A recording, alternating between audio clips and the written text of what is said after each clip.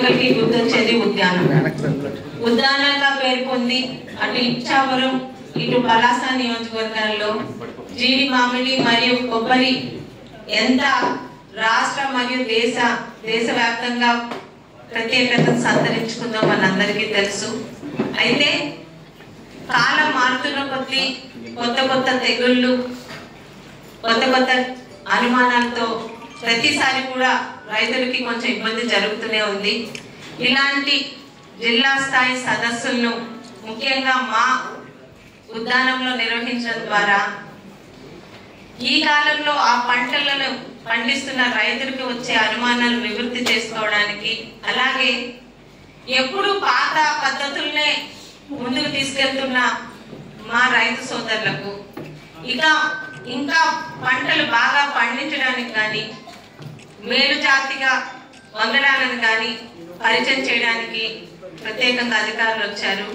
ఇలాంటి సదస్సుల్ని దయచేసి ఆ అధికారులు ప్రభుత్వం సలహాతో ఎందుకు పెడుతున్నామో సదస్సుకు వచ్చిన వాళ్ళు పూర్తిగా ఉపయోగించుకోవాలని వారి తాలూకా విజ్ఞానాన్ని ఆ టెక్నాలజీని కోరుకుంటూ, మరి మీ శాసనసభ్యురాలుగా ఉద్యానం ప్రాంత అమ్మాయిగా మీ అందరికీ మాట ఇచ్చినట్టు ఉద్యాన ప్రాంతంలో జీడికి మినిమం సపోర్టింగ్ ప్రైస్ అన్నది ఇక్కడ రైతు సోదరులకి మాట ఇచ్చాము.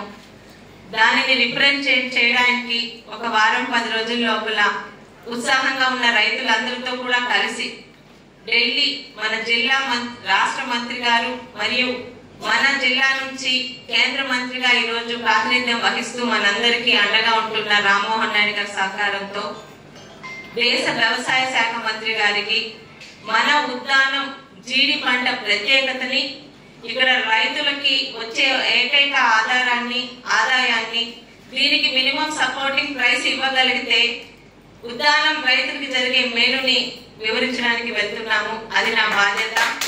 అలాగే పక్కన ఇచ్చాపురం సర్జన్ ఎమ్మెల్యే సోదరుడు అశోక్ గారితో కలిసి ఇటు కొబ్బరి బోర్డుని అటు ఇచ్చాపురంలోని జీడి క్యాష్యూ బోర్డుని ఇటు పలాసలోని కూడా సాధించే దిశగా కూడా ముందుకెళ్తున్నారు. మాట కూడా ఇవన్నీ